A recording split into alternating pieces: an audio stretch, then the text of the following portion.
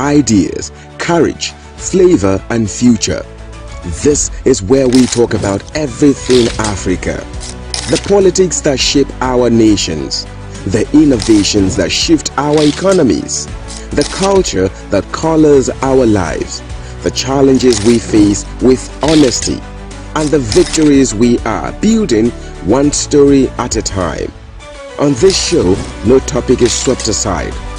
We are unfiltered and we are intentional. We bring you experts from across the continent and the world. Voices that know, voices that live the African experience, voices that are shaping the next chapter of our story. Let your spirit rise. We don't just tell Africa's story, we own it.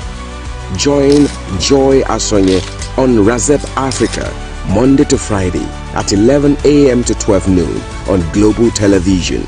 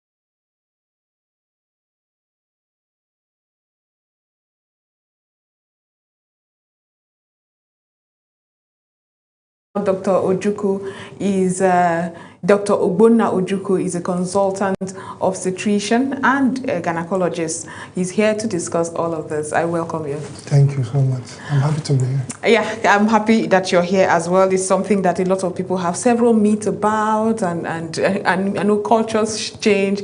So I'm excited about that conversation. But first, we would have Africa News Update. As you already know, the segment where we get you abreast with all that is going on across Africa. And now we begin in Uganda, where the government has issued a high-level alert following the release of the March, April, May 2026 seasonal forecast. Authorities warn that northern and eastern regions are expected to receive near to above average rainfall, raising the risk of flash floods, landslides, and lightning strikes. Officials have also cautioned about secondary impacts, including potential outbreaks of cholera, typhoid, malaria, and dysentery, as well as increased livestock disease and crop pests such as the fall armyworm. Residents in high-risk areas have been advised to relocate if necessary, while motorists are urged to observe speed limits on slippery roads. Meanwhile, in West Africa, Ivory Coast has reassured cocoa farmers that it will continue purchasing excess stock at the guaranteed price. Following concerns, the program may be halted. The stock buying initiative was launched in January to clear unsold beans and provide financial relief after a slump in global cocoa prices. Authorities say around 23,000 metric tons have already been purchased, and the remaining inventory stock will be bought at the guaranteed price of 2,800 francs per kilogram. The assurance comes as tensions had risen among farmers and cooperatives ahead of the mid-crop harvest. At the same time, some West African farmers are increasing increasingly using social media platforms such as TikTok to market their produce and share agricultural knowledge. What began as entertainment has evolved into a tool for direct sales and improved farming practices. Research indicates that networks of agricultural influencers are helping translate scientific research into practical advice, reaching millions across the continent. Farmers say access to digital information and new markets is contributing to better yields and improved incomes. Elsewhere, a migrant boat has capsized off the coast near Dana in eastern Libya, underscoring the dangers of the central Mediterranean migration route. The Libyan Red Crescent says at least 12 bodies have been recovered, with search operations ongoing. The route linking North Africa to Europe remains one of the world's deadliest migration corridors. According to the International Organization for Migration, more than 2,100 migrants died or went missing in the Mediterranean last year alone. In international diplomacy, former Senegalese President Macky Sall has entered the race to become the next United Nations Secretary General nominated by Burundi. Sall joins other candidates as the global body prepares to elect a successor to Antonio Guterres for a 5-year term beginning in January 2027. The Security Council is expected to begin the selection process by the end of July, amid renewed calls for United Nations to appoint its first female Secretary General in its 80-year history. Finally, in Somalia, the International Committee of Red Cross has warned that 6.5 million people are facing acute hunger as prolonged droughts devastate livelihoods. 2 consecutive failed rainy seasons have led to livestock death, water shortages, and rising displacement. The ICRC says the crisis is being driven by both drought and conflict, with aid cuts compounding the emergencies. Without urgent rainfall and increased humanitarian support, millions could slip into even more severe levels of hunger. That's it for the African News Update. We go for a short break. When we return, it will be time to discuss obesity. So much to unpack. Stay with us, we'll be right back. Welcome to Razep Africa, the heartbeat of the continent in one show. Here, we celebrate Africa not as a headline, but as a home full of ideas, courage, flavor, and future. This is where we talk about everything Africa. The politics that shape our nations, the innovations that shift our economies, the culture that colors our lives, the challenges we face with honesty, and the victories we are building one story at a time. On this show, no topic is swept aside. We are unfiltered and we are intentional. We bring you experts from across the continent and the world. Voices that know, voices that live the African experience, voices that are shaping the next chapter of our story. Let your spirit rise. We don't just tell Africa's story, we own it. Join Joy Asonye on Razep Africa, Monday to Friday at 11 a.m. to 12 noon on Global Television.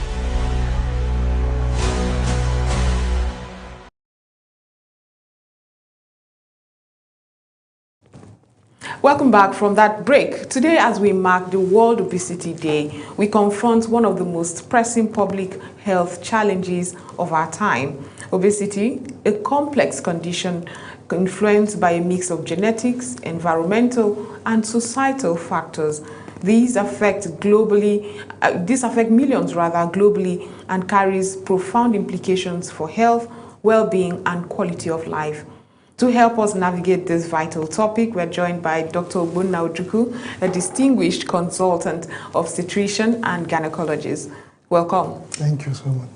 So Dr. Ojukwu brings years of clinical expertise to the conversation and will explore not only the health risks and needs surrounding the obesity, but also the pathways to prevention and care. Again, I am so happy to have this conversation, especially being African, where sometimes when you see is women especially plump, it is associated with good health. Oh, it means you're being well cared for. So I guess my first question will be, with your clinical experience, how do you define obesity and when is it beginning to be life-threatening?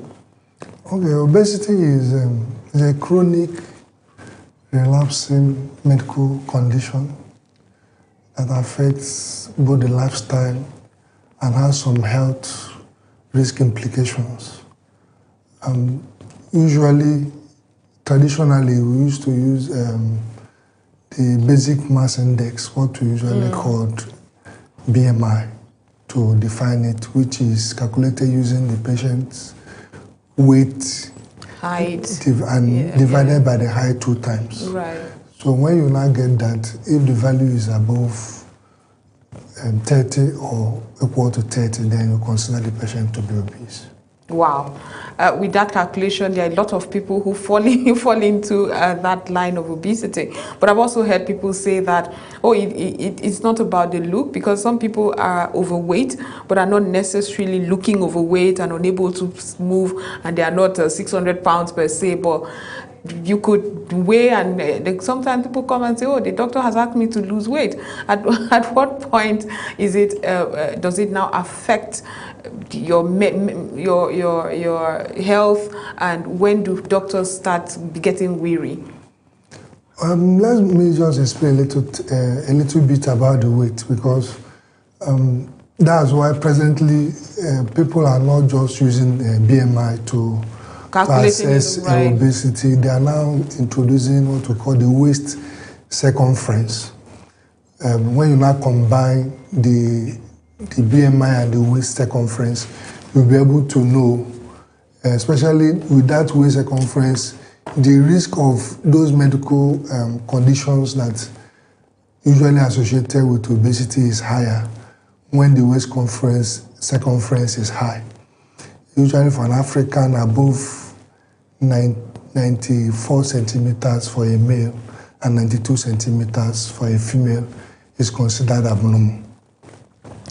So when you now start, so you don't really use BMI alone. You also assess whether those other health complications like hypertension, diabetes, osteoarthritis are present in the individual. When you now start seeing those complications, even though the BMI may not be as very high, for example, if you have a BMI of around 27, which is less than what we usually define as obesity, but you have all those other complications, like somebody that has a BMI of 27 but is diabetic, you have to do something about it. So some people like athletes may have higher large muscle mass, so they might actually look big, but because the largeness is not about fat, but their muscle, so they might look big, but they're still healthy. Absolutely. Now I get it, and that's why sometimes you see someone who physically does not necessarily look big, but is asked to lose weight. But let's talk about the socio-economic part of this. We're having a lot of people is a status thing. I mean, you work here in Africa, where your socioeconomic status is determined by how you look. You must look imposing. And there was such a time that young people were having to take drugs to get bigger because it was the trend at the time. And I'm beginning to see it lately. I had a conversation with a friend who said, what's with this crave for big women? And that's how society moves back and forth. How do you then address and create awareness? I know that's what you've been doing, creating awareness, and that's why you're here today. Creating awareness about obesity and the risk factors. How do you talk to a typical Nigerian who is like, if my wife is not super big, I don't want it? That's actually why the theme for this year's World Obesity Day is actually 8 billion reasons to act on obesity, because is not, you know, there are about 8 billion people in the world. So just like the World Obesity Federation is calling every hand to be on deck to tackle this problem, because as at the last count, up to 1 billion people are obese in the world. Wow. So is a problem that is really affecting the world globally. So both as individuals, medical persons, and organization, NGO, government, everybody's hand should be on there to sensitize the population. Because I get what you're saying, because, you know, because of the stigma attached with a large size, you know, there was a trend to try not to body shame people recently, and that now it has maybe spilled over to having it become a trend to be big, to be considered attractive. Yes, but it's not actually a healthy condition to be overweight or obese, because there are a lot of health implications. What are those health implications that are associated with obesity? The common ones include type 2 diabetes, you have osteoarthritis, then also have things like hypertension. I know these are non-communicable diseases, and the burden of those diseases are increasing, and obesity is actually contributing significantly to those conditions are happening. And then there is recent focus on childhood obesity. Okay. Because children are more likely to develop these complications faster than adults. And why do you think there's that trend? Is it lifestyle? Have we moved our lifestyle? Are we feeding children unhealthy meals, or it's just genetics? Genetics has a role to play. Also, there's what we call pre-programming at birth. For example, a child that was born with low birth weight is at risk of developing obesity later in life. Then also, if you consider the fact that with urbanization, our food is becoming more processed, high carbohydrate, refined sugar, and we tend to give our children these things.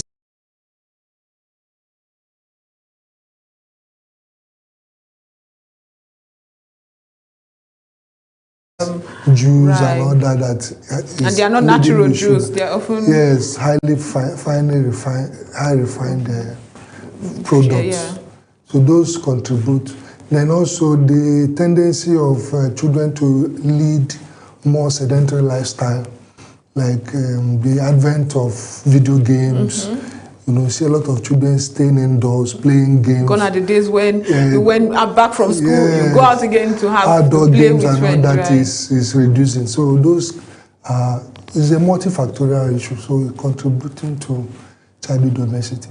How aware do you think? I mean, you work with the Abuja clinics. How aware, when you have this conversation, especially around childhood obesity, how aware are the parents that some of the lifestyle choices are not helping with this? And you mentioned hypertension and several other risks for adults. Does it also happen in children? Yes. The risk of hypertension for children? Even childhood diabetes.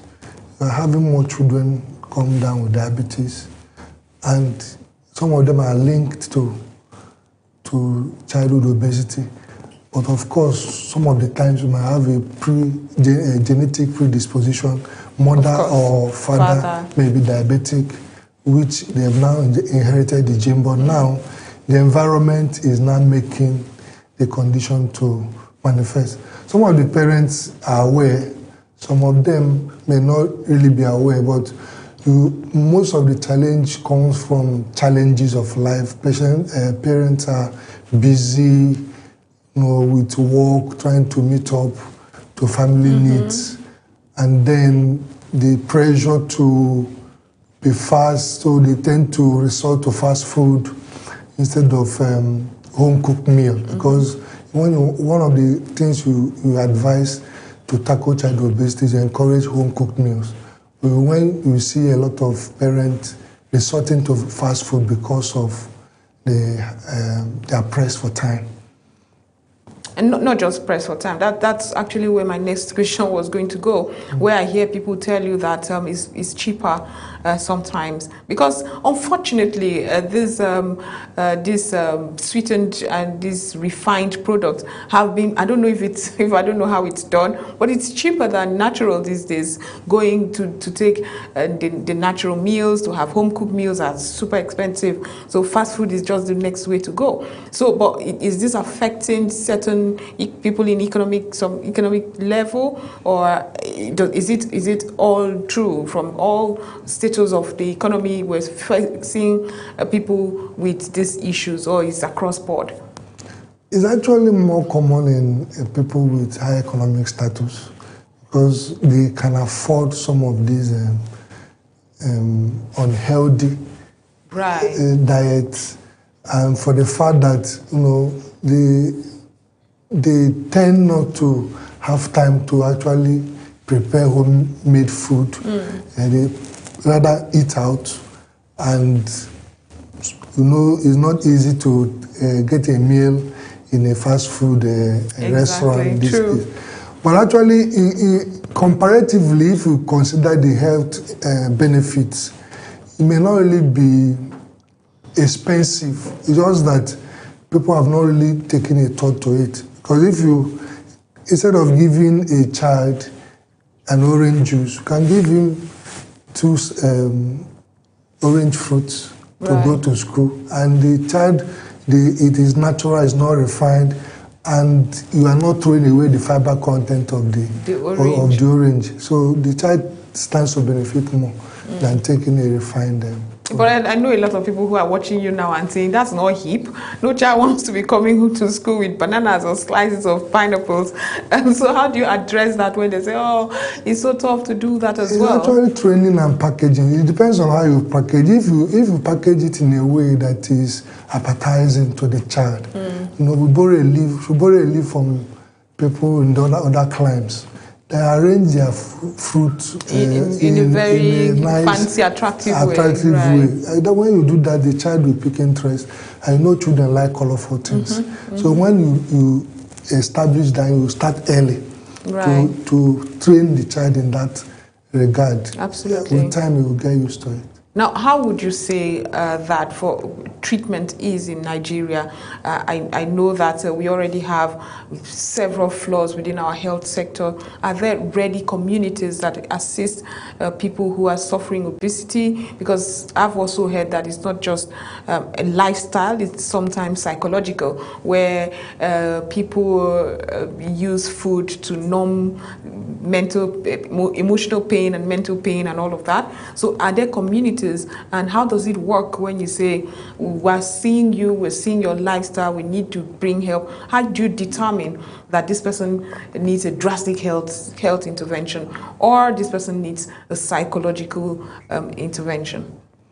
It stems from the history that you take from the client at the point you meet the client. Okay. You try to find out, now you've diagnosed this patient as obese, based primarily at first on the BMI, and maybe also in addition to the waist circumference. You might want to do other evaluations, tests to see whether other complications have already set in, or they're trying to set in. Like you check the blood pressure, you do some tests like blood sugar, lipid profile, to assess the patient holistically, and now know whether in addition to maybe a raised BMI, there are other complications that are already setting in. Okay. So with that, we will now know what the patient requires. Because the indication for medication depends actually on if the BMI is very high, if you have above 30, or maybe even as low as 27, but you have complications like diabetes have already set in, then you need to treat. So there are different layers of the treatment. You start with the lifestyle modification of the patient to try to find out how is the person's lifestyle, what kind of work does he do, how much activity does he participate on his weekly on weekly basis. Then with that, you can now program. You might have to bring in the services of a nutritionist, depending on if you find out that there's a dietary issue in the client. Then you will now decide, usually it's the physicians that will now decide if the client needs medication. Right. There are a number of medications that can be given. Also, there are surgical procedures that can be done depending on how obese, how severe. Someone that is very obese, BMI of more than 40, or have very severe forms of diabetes or hypertension that organs may even fail if you don't do something about it. Such patients may need to do surgery. And those surgeries are available in the country, but they're very expensive. They're available in the country. What surgeries is it? Is it the one where you clip the small stomach? Yeah, right. One of the. And then I see a lot of, lately there's a trend on abdominoplastic surgeries.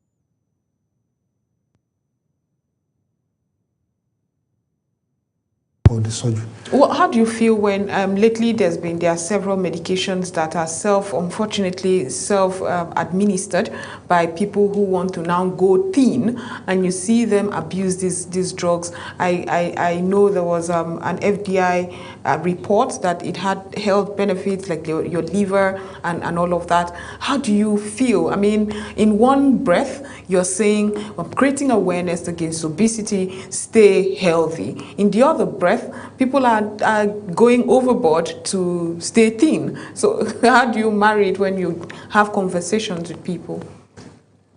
Of course, those medications are prescription medications. They are not over-the-counter medications. And so yet, even though in a crime, some people say find a way of assessing it. But what I would advise is before you start taking those medications, you need to see a doctor, because there are contraindications, and some of those contraindications you may not be aware. Absolutely. So the doctor needs to assess you and find out that the medication does not do more harm than good. For example, people that have risk of some form of thyroid cancers are not advised to take some of those medications, because to increase your risk of developing those cancers. Then you should also know what to expect. Some of those medications cause a lot of nausea. And then the dosing has to be graduated and titrated in a certain way. And you may not know what fits you. Yeah, so you need to take the medication based on a doctor's prescription, not just because you want to look thin. It's unfortunate, but that's what we often face. But what are, in your experience, for an everyday person listening to us now, what are the clinical and effective strategies that you could suggest? Maybe also one that fits into society, because I've had people say I cannot be thin because I'll be perceived as not having the money that I have. For status sake, I need to look the part. So what are those strategies you would recommend for people to live healthier? I know Africa has an array of meals, very healthy meals as well. Unfortunately, our test buds are now very foreign, exposing us to all sorts of meals and eating habits. How do you marry it to Africans listening to you as with your work at the Abuja clinics? How do you talk to people to say, you know what, it's not hip to eat terrible meals? Yes, the way to start is lifestyle. We need to be practical about this. You have to increase activity, reduce sedentary lifestyle. For example, you get to the office, instead of parking very close to your office, you can park a little bit away and trek. Sometimes, instead of using the lift, it's better to use the staircase. These are some of the things you can do to help yourself. Because what is actually advised is try to exercise up to 150 to 300 minutes per week. Wow. Wow. So and then obesity is one of the core problems is what we call energy imbalance. That is the calorie that you take in is more than the one you spend. Right. So if you can arrange and make sure that you don't have excess energy balance, so that because if you watch what you eat, you watch the calories you take, and then gauge it against the activities that you are going to do. If you are not a very active person, you will not want to eat a lot. And also, for example, you are going to bed, you know the bedtime is not an activity. You now go and load yourself with a very high carbohydrate diet, heavy with energy. It's not that you go to bed. That will not be advisable. So those are practical things. Then secondly, apart from those things I've mentioned, you need to also do some checkups. Okay. You know, if it's annually, try to find out how your body is doing. Then keep an eye on your weight, because that is what is modifiable. Your height may not be able to change, but the weight, it's within your. There's still so much to discuss, but it's time to go for a short break. We hear people tell you that I'm doing all the right things and yet I'm not losing the weight. And we've also seen people who, in our eyes, are thin, but still susceptible to some of those things that Dr. Ojukwu just mentioned. We'll get to that conversation after this short break. Stay with us. We'll be right back.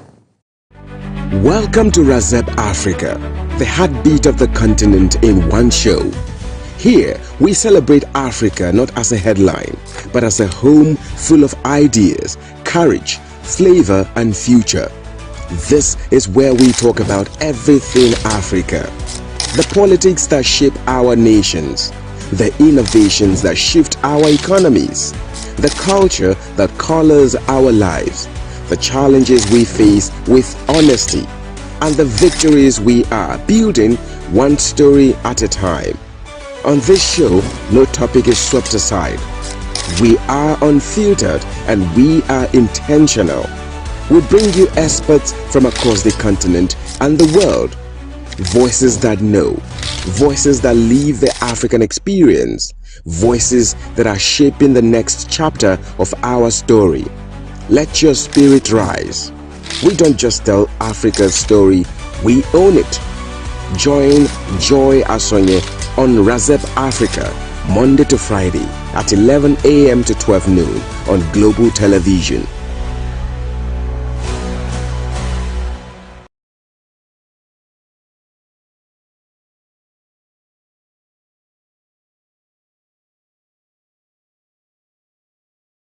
Or rather, the doctor and several other people in the field are creating awareness, especially from the Abuja clinics, ensuring that you are aware the many dangers associated with obesity. Also encouraging those who are fighting this battle of obesity, especially in Nigeria and Africa, where often we bigger people are given the more respect in society, and it makes it a very dicey conversation to have. Not to mention the global acceptance of your body as it is. Is that dangerous, or does it help your self-awareness or confidence that is necessary to live a life with integrity? That's the conversation we're having. We got the conversation now to I am doing everything right and yet I don't seem to be losing weight. I'm sure you've heard that before. I don't know. Is it true when somebody comes to you to say, listen, I'm eating well now, I'm checking my calories, I'm exerting myself, I'm doing exercises, and yet I'm not losing the weight? Is it possible, or is there underlying reasons? Yes, like I mentioned earlier, there's a genetic predisposition to the condition. So it's not just about you are eating a lot. So if there is a genetic predisposition, you are not going to make an extra effort. When people say I've done everything I need to do, most times the two major things they have done is actually dieting and exercise. But isn't that the main things to do? Yes, those two things are important, but there are other aspects of the condition that people tend to neglect. For example, if somebody that doesn't sleep well, sleep deprivation is one of the things that predisposes to obesity. Really? Yes. So you know that for an adult, it's recommended that you have up to 7 to 8 hours of sleep at night. Every night, right? Yes. So, but I can say that a lot of people are not able to achieve that because of so many other things. Some come back late from work, then they need to leave their homes early to get to work very early. Some other reasons are also there that makes people stress off some work. cannot actually shut down their brains to have a proper sleep. So for us, another thing is that sleep hygiene. You know, with advent of mobile phones, a lot of people sleep with their phone by their side. Some people on their screen just before they go to bed. All those things are bad sleep hygienes that can affect an individual eventually.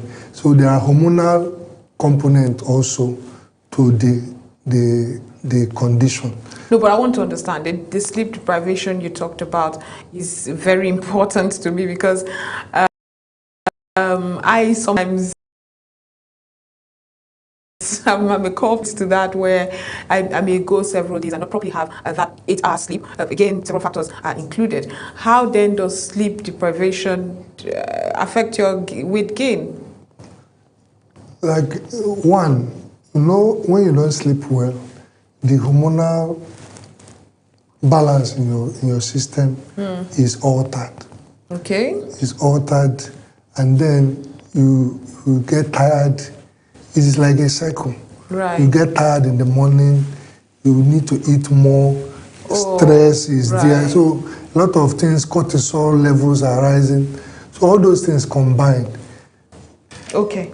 Doc, I don't think you quite responded to the communities. If we have support communities in Nigeria, no, I've stumbled on several in other parts of the world where they say, okay, they are AA for addiction.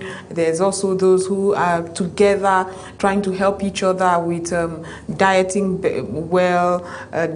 rather, and exercise support, just to encourage each other. Are there such support communities here in Nigeria, in Abuja maybe, that help people with obesity, struggling with food disorders, eating disorders rather, and stress eating and all that? Yes, there are, but they are far and in between. There are not many, and their visibility is not there.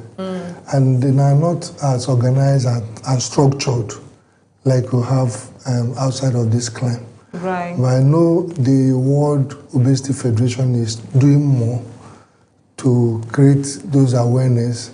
I think in this part of the world, the better way to actually gain traction is to go to schools. If we go to our schools and create awareness in our schools early, I think that will go a long way to mitigating the problem. Okay, so I also stumbled on that trend. That I think it was an article I read in America where a lot of young people were beginning to be anorexic, and just so that they could be thin, and so they were no longer having meals, or when they do have meals, they go artificially throw up just so that they remain thin. Is it a condition we are also developing in Nigeria or in Africa? That condition happened when those celebrities started portraying leanness as a trend and a vogue. But I think the trend is reversing. Now we are having bulimia. Yes. Right. The trend is reversing, even though recently with the advent of some of these medications, but those medications are quite expensive, so it's not everybody that can afford it. So I think maybe when the drug becomes cheaper, you'll see more people using them. Right, but I mean, it's still artificial, and these are all eating disorders that we do not address back here, where you are bulimic or anorexic, or these are all eating disorders. Are there support for them? Do we have them? Because it's mostly mental. This is not, they're not necessarily presenting symptoms. So if you have a child who is bulimic, that's the term, isn't it? Yeah. Right. How do you get help for this child?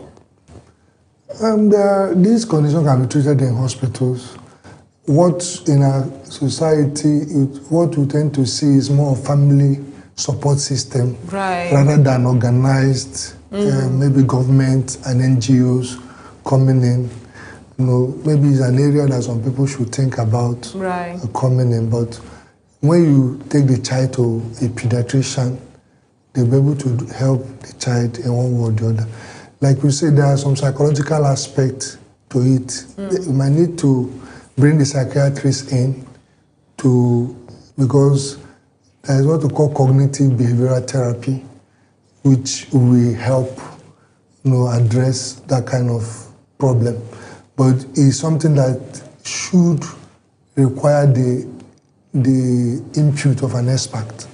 It's not something that an ordinary person can do. But most times, when you see those kind of clients, it's usually the family that come together to try and find help, right, for that individual. I mean, Doc, like we have established, we've been going back and forth. Sometimes the very thing is being woke, it's the trend, it's hip. Sometimes, your plump is the hip, and this is driven by media, our entertainment industry, our movie industry, and all of that.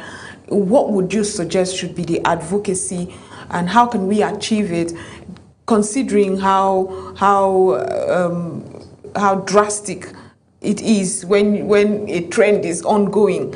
How can we achieve advocacy for healthy eating instead of you're thin, that's the woke, that's the trend, or you're plump, that's the trend? Is to maintain a balance. I think balance is the key, because like there was a time when, because of bullying, body shaming, there was a trend to shift to normalize obesity. Right. So you now see some fashion companies, doing international and reputable, credible fashion, doing advert with obviously oversized people, just to make it look trendy, and that is like not addressing the issue, because in the bid to prevent bullying, you are now creating another problem. Exactly. So is to call a spade, encourage people that are overweight to lose weight, and that should also be included in advocacy, in even movies, because some of those things, music, because it's culture. When you infuse those messages in culture, in music, in getting all these social media influencers to actually say the right thing, instead of trying to paper over a crack, you say the right thing. Say it so much, Doc, that in some organizations, I mean, I've not heard of any in Nigeria, but in some organizations, you could be sacked because somebody complained that you were body shamed. Where you now say, oh, okay, you are the biggest of them all, come sit here instead. Oh my goodness, you could lose your job just for saying that. Back here, we glorify both. We move back and forth, but there are also ethnic groups that are known to be bigger and all of that. What determines that? Where it seems like people from certain parts of Nigeria Nigeria are always known to be a bit plumpier than people from other parts of the country? No, two things can be right at the same time. Obesity is not good, body shaming is not good. We should define what it is. If somebody is obese, you should advise the person to seek help and be kinder, and be kinder to the person. And also, the impression I want to correct is that most times when people see somebody that's obese, they tend to think that it's the person's fault, that the person is eating too much. But from this discourse, it's to be obvious that it's not just about diet. It's not just about what you eat. There are other components involved. There are genetic aspects. There are other lifestyle modifications that the person needs to do. So you need to understand that this is a condition that is chronic, and the person needs help, but not in a way that should be body shamed, but encourage the person to seek the right help so that the person can make the right choices. And if there are some genetic aspects of the condition, try to address it. For example, somebody that has what we call polycystic ovary syndrome. What is that? Speak English, dog. Is a condition in a woman where the woman produces more male hormone above what is expected for a female. Right. So in that kind of condition, there may be problem with handling of glucose due to what we call insulin resistance. Right. Then that person is likely to gain weight. So when you see that person, it does not necessarily depend on what the person is eating. Right. You need to address that condition for the person to not gain weight unexpectedly. Wow. And so we should be kinder to these people, provide help if available and all of that. But as we look ahead, what are the policy changes or community initiatives? Somebody asked the question to me the other time. I was talking about the WHO World Convention on, I think, secondhand smoking against tobacco use and all of that. And the person said, why do we still advertise? Why do we not have organizations stop the production of these meals, these products that are obviously not helping us? Why are we not pushing for that? What would be your response to that? Because I could not for the life of me, if you say that this product is highly refined with sweetened beverage, it shouldn't be taken and all of that, I should avoid it. Why don't you just stop the production altogether? It has to do with political will. It can be done? It can be done because, if the people in power decide that they want to make some changes, they can actually do that. Right. For example, in America now, before the present administration came in, there used to be some form of dyes that they add to their food, right? Which some of those dyes were even banned in Europe, right? But they were available in the US. They were using it. But when this administration came in, they insisted that those dyes should be removed from their food and processed. So it's political will. Yes. If they decide, they can pass laws. Sometimes these people tend to have a fat pocket. They are good at lobbying because most of this problem can be addressed with laws that are passed, and then the enforcement of those laws. Absolutely. But if you have lobbyists that are preventing the kind of laws that we need to address those issues in our food production, it will be difficult. It will be difficult. But if the politicians decide and the leadership decide that this is what we want to do and ignore the influence of those companies that make these products, then a lot can be achieved. Wow. Well, do we have enough community initiatives to push for healthy eating? And like I said, I know you said it is not necessarily true. Food produce, our food produce, our crops, our natural meals seem to be very expensive. If I have to buy oranges, it's just easier to just buy a pack of juice. I apologize. I can't help but giggle because I mean, when we talk about how quick meals have become and how growing up, home cooked meals was the in thing. You could not wait to go home to your mother's meal, but now you could stop by, have a quick meal. How can we achieve it in this fast-paced life of ours, where the hustle and bustle doesn't even let you achieve home cooked meal? You have to be at work, your children have to be in school. By the time you return, both of you are fagged out. You're like, you know what, let's order pizza. Why I said in the long run it's cheaper. You know, health is not cheap. It's not. If you manage them, a sick person, just imagine a mother that has a child that is diabetic, for instance. It's going to sink some hole in the family's pocket. Absolutely. So prevention. When you weigh the benefits Absolutely. against what you think you might lose if you try to do shortcuts and resort to those refined products, when comparatively you might get something that may be a little bit expensive, but in the long run will be cheaper when your children stays healthy, and then you reduce your visits to hospitals. Right. For those listening to you right now, probably also feeling like they are overweight and struggling with dieting, exercising, and exerting themselves just right enough so they do not gain more weight, what would be your advice to them at this very moment? My advice is that to manage obesity is not a once and for all.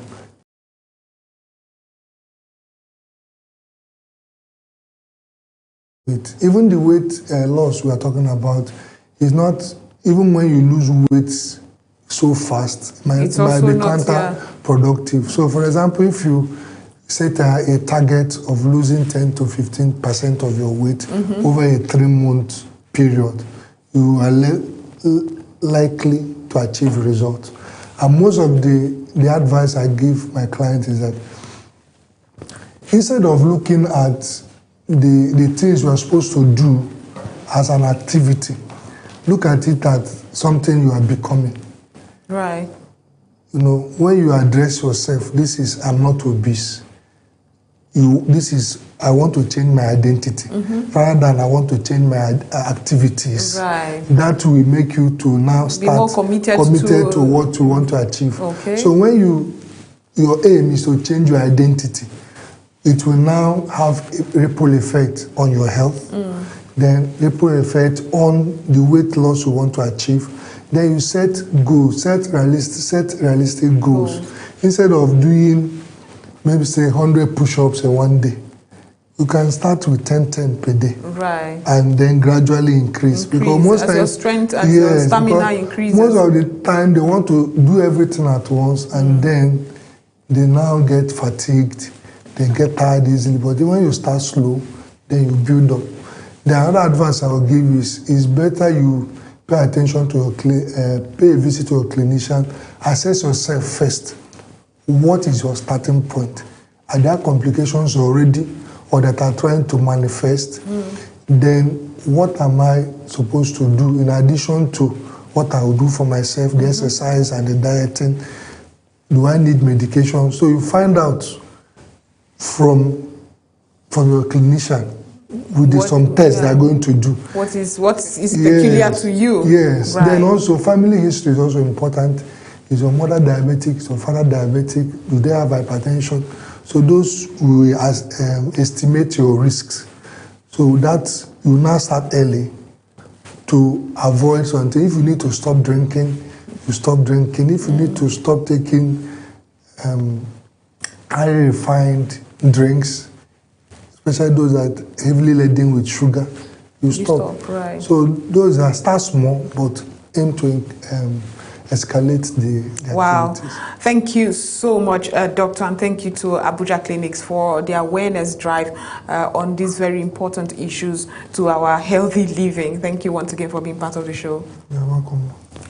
That has been Dr. Ogbonna Ojukwu, a distinguished consultant, obstetrician and gynecologist with Abuja Clinics. We've been discussing World Obesity Day, what you must do, and how you can stay healthier, not fatter, not thinner, healthier. This has been Razep Africa's show today. Thank you so much for watching. Until next time, have a wonderful rest of the day. Welcome to Razep Africa, the heartbeat of the continent in one show. Here, we celebrate Africa not as a headline, but as a home full of ideas, courage, flavor, and future. This is where we talk about everything Africa. The politics that shape our nations, the innovations that shift our economies, the culture that colors our lives, the challenges we face with honesty, and the victories we are building one story at a time. On this show, no topic is swept aside. We are unfiltered and we are intentional. We bring you experts from across the continent and the world. Voices that know, voices that live the African experience, voices that are shaping the next chapter of our story. Let your spirit rise. We don't just tell Africa's story, we own it. Join Joy Asonye on Razep Africa, Monday to Friday at 11 a.m. to 12 noon on Global Television.